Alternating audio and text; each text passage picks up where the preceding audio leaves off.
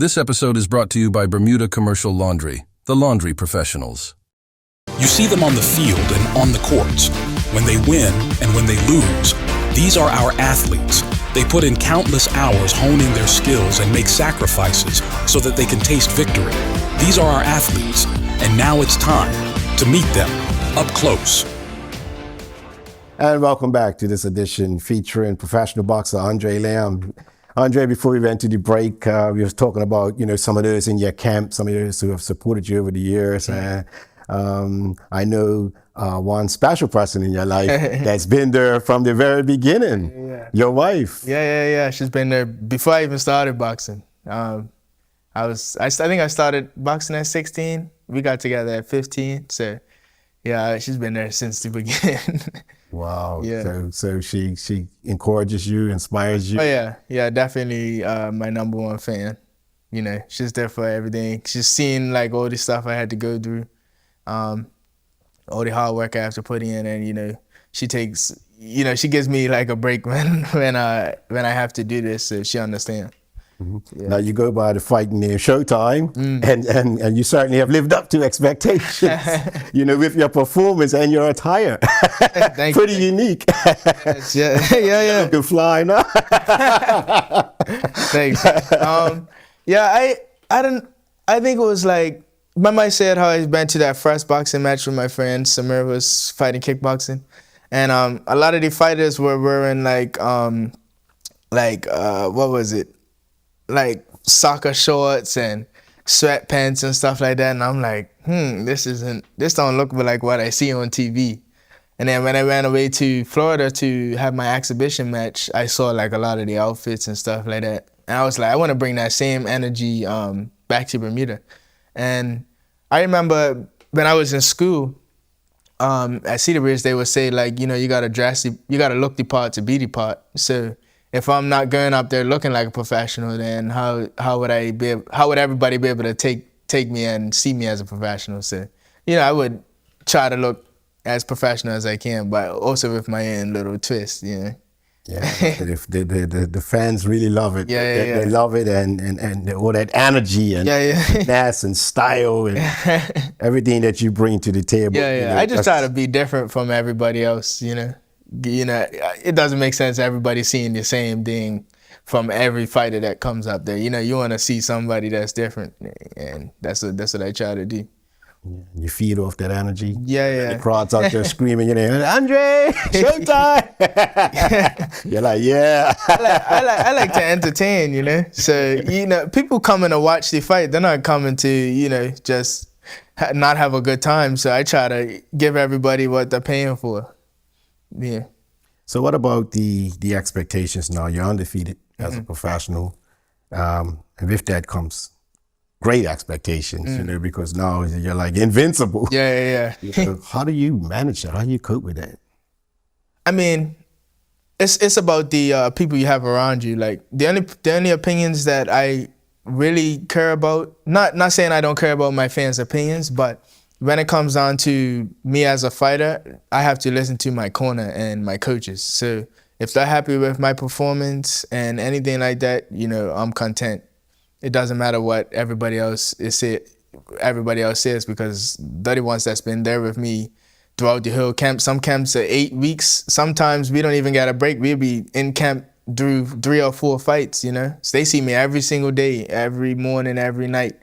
So the opinion obviously is more important than anybody else's. So that's what keeps me going. So when you're outside of the ring, when you're not fighting, what are some of the other activities you like to indulge in? You play the piano. Do you go back on some of those sports? Actually, you mentioned about golf. Yeah, I was just going to say, about golf. I'm addicted. And you're swinging the club now. Don't bring that. I'm spending too much money on this sport. So how's the golf good? I'm playing pretty good right now. I have my like everybody says when they play golf. Like I have my good days and my bad days, but I'm actually all right. And I like golf because when I go out there, like I don't have to think about anything else. Like just focus on this one thing. And it's not as strenuous as other sports. Like I tried bowling. And like every time I go bowling, after I'm done my shoulder or my elbow is like hurting so much that I can't fight. So I'm like, I can't do this. And golf is very like relaxing and gives me the opportunity to just free my mind, you know. Well, I saw a golfer miss a putt the other day, and he threw his putt away on TV. That didn't seem relaxing. I drawn a few clubs. I won't even lie to you about that. Yeah, it happens. Yeah. So what's your strength? Is it driving the ball, striking the ball striking, or putting? You know, no, driving's probably my best. Yeah. And then some days it's like my chipping, but mostly my driving. I would say my drive is probably my best. I know the golfers that play with me are gonna be like, "Oh, this guy's talking." Leave me alone. You're on the spot now. He's on the spot now. Yeah. So what's some of the courses you played here? You know? I played every course here now. Mm-hmm. The main course that I play is Port Royal. Yeah. I love it up there. Yeah. Yeah, Port Royal is like my favorite. It feels like home up there. I played Mid-Ocean. Mid-Ocean's a great course, and but I played every course out here. Yeah, Port Royal and Belmont. I stay next to Belmont, so those are like my home, my stomping grounds right now. So you say jog around the course as well, part of your training. So jog around. Yeah. My coach, he stays up by Port Royal, so like the week of the fight, I'm like to focus in, I would go stay at his house, and Port Royal's right there, so I would go run the course. And like if the staff don't see me running the course, they would call and say like, "We haven't seen you, there's a fight coming up. Where are you at?" And I'm like, yeah. Let me get out there. So when we see you on the course, we know something's cooking, something's brewing. Yeah. Great stuff. And just to go back to last year, obviously, one of your fights in particular, I know you dedicated it to the memory of Marco, great close friend, Marco Warren. Yeah. I thought that was such a moving, a heartwarming gesture. And it must have been extremely difficult for you preparing for that particular fight after this devastating loss, of a friend. Yeah, it was definitely tough. Like, before he had passed, I had a whole different, entrance and stuff like that, and the thing is, he was supposed to walk in with me that day. Like, I was gonna surprise him and ask him if he could walk next to me when we go to the ring. I think I can't remember who I was watching on TV, and I think it was Gervonta Davis, and he had one of his sports friends walk out with him, and I was like, oh, I definitely need to walk out with Marco, like, just to have that same energy, I looked up to Marco with a lot of things that he was doing in his sport and football. He was a pillar in the sport, and a lot of people looked up to him. And he was always very humble and would always give advice on anything, even if it didn't have to do with football. So, I just looked up to him in that aspect. And I feel like a lot of this stuff, our mentalities were the same when it came to our sport. So, I just wanted to have that energy next to me. And, when he had passed, it was obviously hard.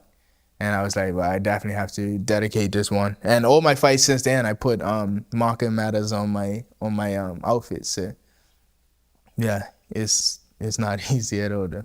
I thought it was just so wonderful, and I used to come, when I was assigned to those matches, and I'll show up at the ground, and you two would be together, and I just in my mind I'm thinking like, wow, this is awesome, because here we are, got a champion boxer and a champion footballer, a star football, 2 stars, in their respective sports, and and just had that respect and friendship. I just thought it was so wonderful.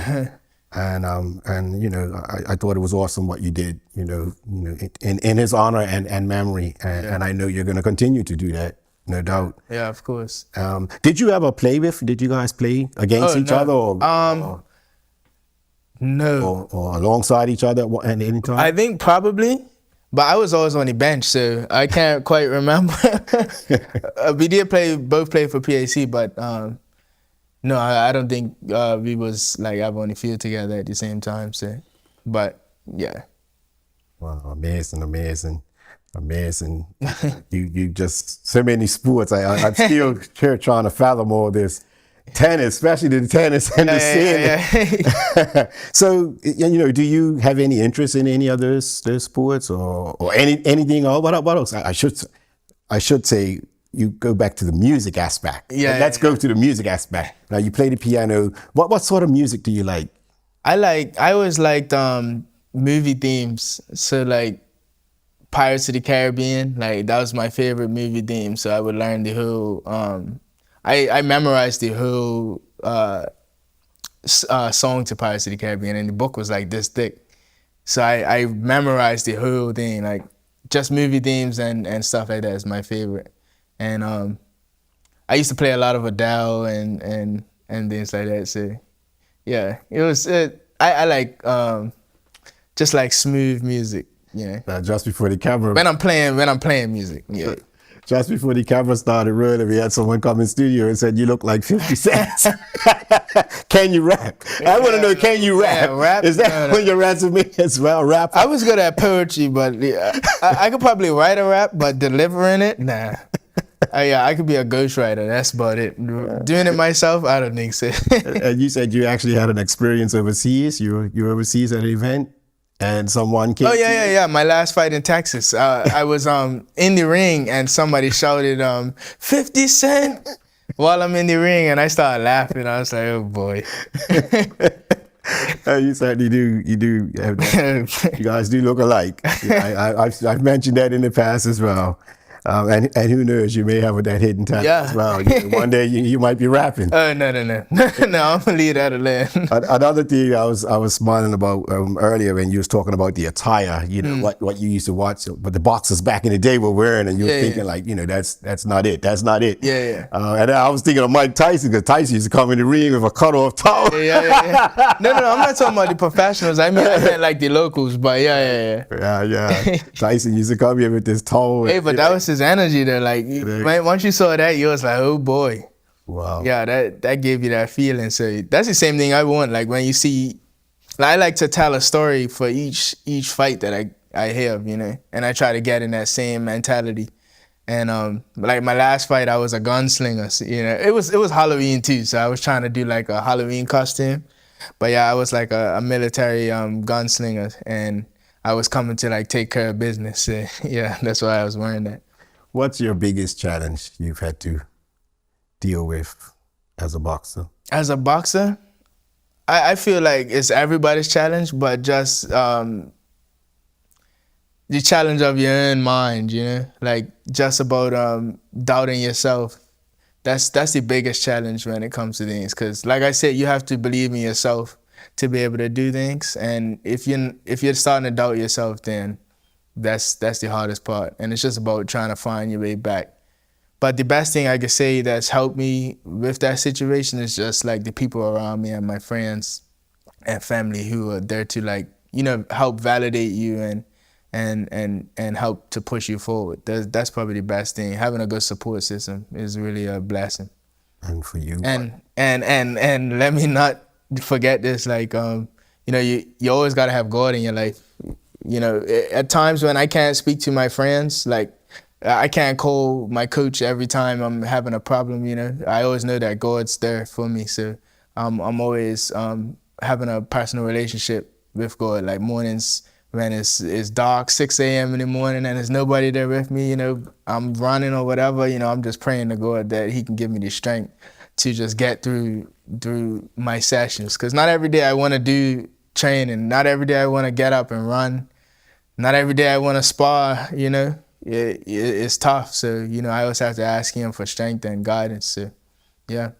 Amen. That's cool. Yeah, man. That you just dropped me to the canvas. It's real though. But that's joy, man. It's just so wonderful to hear that, man. To hear that, that you have that spiritual foundation and that relationship. Yeah, you definitely need that. Yeah. Man, you just I'm dying. I'm dying for the it ain't no way you'll be able to get through life without them. So for you, what's the ultimate goal?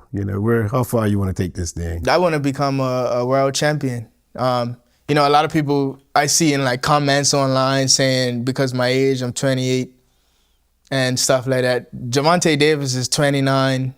Errol Spence is a world champion right now. He's like 30, 32, 33. I'm not saying that I plan on getting there and reigning for a long time. I don't think I'm gonna become a world champion and reign for like 5, 6 years. You know, I just want to be able to get there and be able to win that. And you know, if I'm 32, 33 at that point, just like how Errol Spence is now, then I'm gonna be content with that. And then at least for the next kid that's coming up after me, I can show him how to get there faster than I got there. So, you know, that's my ultimate goal in boxing.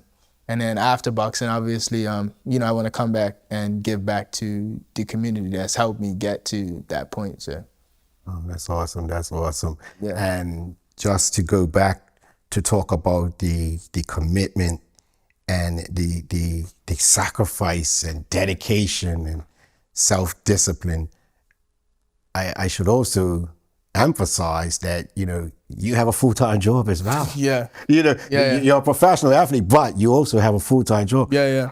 How do you juggle that? Sometimes it's just about knowing what you have to do to be able to get there. You know, I have sponsors and stuff like that, but you know, I don't always want to have to rely on them if I need something, you know, for myself. So, you know, when you, like I said, you always have to believe in yourself. You always have to invest in yourself as well. So, a lot of people that have their own businesses and stuff, they work part-time jobs and stuff. And, you know, even if you're working a 9 to 5, like the times that you have for yourself, you should be working on yourself. So after I finish work, you know, I'm training and stuff. That's what I'm doing for myself. But I know my job is what's helping fund me to be able to do all these things. And I've been working at Arnold since I started boxing. You know, Mr. Frank Arnold has been like a very good influence on my career, and he's always, you know, gave me leeway to be able to do these things. So it's been a blessing. But you know, I don't want to have to depend on anybody to be able to get where I need, you know, just in case I can't get it from somebody. It's always a help when people do help me, but you know, I always want to get it for myself. So. Oh, that's amazing. Yeah, that's amazing. Wonderful to have that support. Yeah. You know, it's crazy because I saw something on Instagram the other day, and I had commented on it, and somebody had asked in a comment section, asking like, for the everyday boxer, like how do they like get paid for like training camps and stuff like that. We get paid for the fight for sure, and Epic Entertainment is doing a great job taking care of me, but you know, just the everyday fighter, you guys don't really see like what we have to go through. You know, you guys see like Gervonta Davis, Floyd Mayweather. Those are the big names of the sports, but if you look at each division, it's like 5,000 fighters. So if you pick out 4 names, you got to think about all the 4,990, you know, 6 other fighters that are still fighting. A lot of these guys are working part-time, working full-time jobs to like fund themselves. And, you know, it is what it is. A lot of the fighters that I see in Orlando, you know, those guys are Uber drivers and stuff like that. These guys look great on Instagram, look great on the fights and stuff, but in order for them to fund themselves, they have to do these things until they get to where they need to be. And it's a sacrifice, you know, but it's a sacrifice that we're willing to take to get there. You know? Is it an expensive sport? If you want to do it the right way, it is. You know, if I want to go up there and look professional and make sure that my team is uniform, you know, that we all look proper when we go up there, you know, those are the things that I take pride in. So I have to make sure that, you know, those things are paid for. Especially if I want to fight in the U.S. How many times I fought out there now? Like I said, amateur, I fought out in the U.S. a lot. As a professional, I think I fought away 2 or 3 times. I think it was 2 times. But, you know, if I fight away, I'm not going to go out there and just pick up a random coach or something to coach me. Like, I need my team there with me. So if I'm going, I have to get my plane ticket. I have to get my coach's plane tickets, room and board, food, all that has to be paid for. Like, and, you know, I don't expect my team to have to come out of pocket for these things. So, yeah, all that stuff's expensive. So Yeah, it's About the preparation, like when you're sparring, say you're fighting overseas and you're going to have to go in someone else's gym, and do they provide the sparring partners, and is there a fee attached to that? most of the time, no. If you go to a gym out in the U.S., like especially if you have a good relationship with a gym like the one I have in Florida, Florida's like a hub of boxing. Florida, you got Florida, New York, Las Vegas. Like those are the names like that you think about. And when you go there, it's tons of fighters that are all trying to make it as well. So it's no like shortage of sparring. So we just pay our coaches and pay our gym fees, and then as long as you got a good relationship with your coach like I do, he will go seek out other fighters and stuff like that to get work. So it's easy for me right now. That's why I keep going to Florida. Those guys are taking care of me. I'm trying to go back out there this year, so hopefully after this fight. Well, that's amazing. And is that a major adjustment every time you do that? You're going into another country. You got to get used to your surroundings and the flow of the, and you're trying to prepare. Like does this pose any challenge to a boxer's preparations? Dealing with all those other logistics. Yeah, it does. But I feel like sometimes you need that adversity to get you to make you better. Like I do that. Sometimes I do it on purpose. Like I would go there on purpose just so I know that I'm not the best in the gym and I have to prove myself. Sometimes like they would take me to a gym out in Florida and I don't know nobody, and like all these guys don't speak English, like they're all speaking Spanish, and they look at me like they're like, who's this guy? Like he definitely don't look Puerto Rican, so who's this guy? So, and I just don't say nothing because like I'm like, well, I have to fight anyway, so let me just get in the ring and prove it to you. And then every time I come out of the ring, they're like, oh, like so nice to you, and they're so welcoming like after that. But that's what I like. I have to prove myself, and that's what helps me get through big fights. Because I put myself in that position to have to prove myself. So I think it's a benefit when I do that. Wow. Looking at all the boxers over the years, all the champions, anyone in particular stands out for you? Muhammad Ali, Sugar Ray Leonard, Roberto Duran, Thomas Hearns. Hitman. Definitely all them guys. But Mayweather's the number one guy for me. Like in his boxing career and his smarts, how smart he was in the ring. Yeah, I mean, a lot of people don't give him credit for like what he's done. But if you go back and look at his career and all the champions he fought back to back, it's like he never took no tune-up fights. He always fought champion after champion after champion. And like he vacated his bouts, retired, came back and fought another champion. As soon as he came back, it's not like he came back and fought a taxi driver or something like that. He was always like very like aggressive with his sport. So I gotta give him that.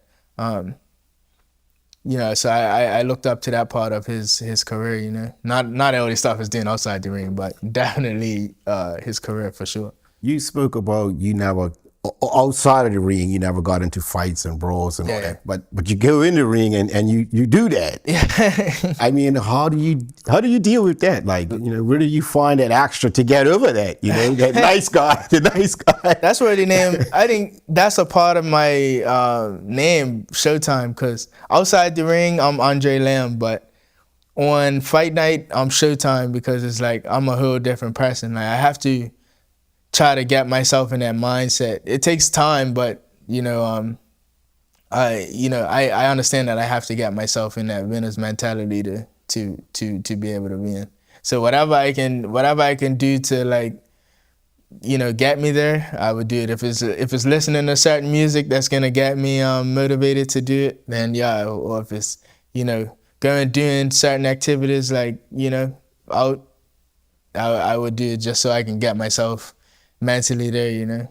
Actually, when I asked you the question earlier about the music, that's where I was good. I was wondering what are you listening to? What's in that headset? And you said classical. That's why I like coming on like Mozart. No.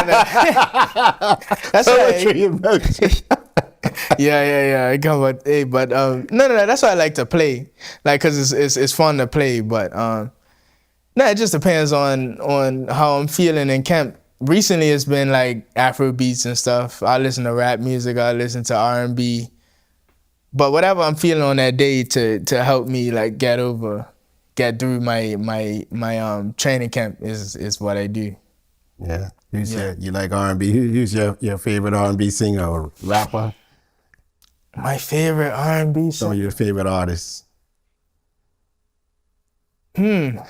Man, it's so many. Don't say 50 Cent. Never 50. I did like 50. Yeah, but definitely Lil Wayne is one of my top rappers. Yeah. I used to listen to a lot of Jay-Z. And yeah, I like 50 Cent, but LL Cool J, don't call it a comeback. Yeah. That's an anthem. Definitely. Yeah. I mean, you can't go to a boxing bout a card and not hear that. Wow. Yeah, man. I can't go. I wasn't thinking about who I was gonna bring up, so I can't really think right now. But I like a lot of the old school R&B, like especially like the when it was groups like Boys to Men and all that. Okay. Yeah, because we don't get no music like that no more. The R&B today is like, I don't know. Wow. But I liked all that stuff back then. So I'm on Boys to Men. Yeah. New Edition. Yeah. Like Can You Stand the Rain, all that. Portrait. Yeah. Wow. What's the other one? Backstreet's a Backstreet? Blackstreet. Yeah. Teddy Riley's group. Yeah, all that stuff. Yeah, Michael Jackson, all that. Yeah. Wow. I mean, his not R&B, his pop, but yeah. Yeah. Well, he was a bit R&B. Yeah. He did it all. Yeah. I was actually watching the 40th anniversary of Thriller, and it gave a lot of insight in that as well. Oh, okay. Yeah. And like NJ, you're an artist in your own right in what you do. Yeah. And you're creating your own legacy. Yeah. And as you mentioned earlier, trying to inspire, blazing a trail and inspiring others to hopefully pursue their same ambitions. And on that note, what advice would you give, a young up and coming boxer? Well, if you didn't focus on what I was saying earlier, I make sure I'm very straightforward with what I'm saying right now. Always believe in yourself no matter what. Mm-hmm. And always have God in your life. Because if nobody else is going to believe in you, God will, even if you don't believe in yourself. But when you do believe in yourself, you got to make sure that, that you believe in yourself, sir. No matter what anybody else says. For me, I deal with a lot of criticism, both good and bad, but it doesn't matter what everybody else thinks when I get in there. I have to do it myself. So just being self-motivated is the main thing. So you get criticism. Success has come at a cost for you? I wouldn't be here if I was listening to everybody else. When I lost my first 3-4 fights, everybody was saying, oh, you can't fight and this, that, and I could have listened to them and stopped. I wouldn't be here today. So, yeah. Wow. So all that was instilled in you? Yeah. That character, that determination. Yeah. And commitment. Yeah. And I'm very stubborn too, because I like to prove people wrong. Like, I already know what I'm gonna do, but if somebody tells me, oh, you can't do it, I'm gonna do it. So that's one. I don't know if that's a bad thing, but it's something that's been instilled with me for a long time. That sounds like a strategy for your trainer. Andre, you can't do this. Yeah. There you go. There. Hey, my friend Brady does it to me. Flick the switch. You just flick the switch, brother. It's on. He does that to me. I think it was like we were running one time, and I was running with Adrian. And I'm not gonna take nothing away from Adrian. He just came back from school. And he wasn't like in the bad shape at that time. He was just getting back. And Adrian was, we were running Front Street. I think we was running about 5 miles. And he was sticking with me. And it's like we get to Johnny Bond's corner. Where Johnny Bond's statue is. Mm-hmm. and we take a break there to run back to where we're going. And Brady came up to me and said, "Oh, Andre, I don't know. Adrian was on you just now. He looked like he was getting past you." And I said, "Yeah, okay." I was running easy. He was like, no, Adrian is gonna take you, man. So when he ran back, I done flogged everybody because I was like, "Yo, you gonna tell me I lost? No, that's not happening." Wow. But I was in shape at that point. Yeah, so, but yeah. Wow, and how confident are you, man, going forward? As far as achieving the objectives that you set out. You feel pretty, confident in your ability. You're backing yourself. Oh, of course. I'm confident that I could take these steps to get there. You never know what's gonna happen in life, but I'm confident that I can do the things I need to do to get there. So that's all I can say. I just let go and let go at that point. Oh man, that's awesome, man. And hey, man, I just gonna wrap it up now, and I just want to wish you all the best, man. Thank you, man. In your endeavors, your future endeavors going forward. Thank you. To you and your team. Thank you. And thank you again for taking the time out to pay us a visit. Thank you guys for bringing me. It's been a blast. Yes. All right, chap. Well, folks, that's all the time we have for this episode. Look forward to seeing you again here real soon, right here on Up Close with yours truly, Colin Thompson. This episode is brought to you by Bermuda Commercial Laundry, the laundry professionals. Thank you for watching this episode of Up Close with Colin Thompson.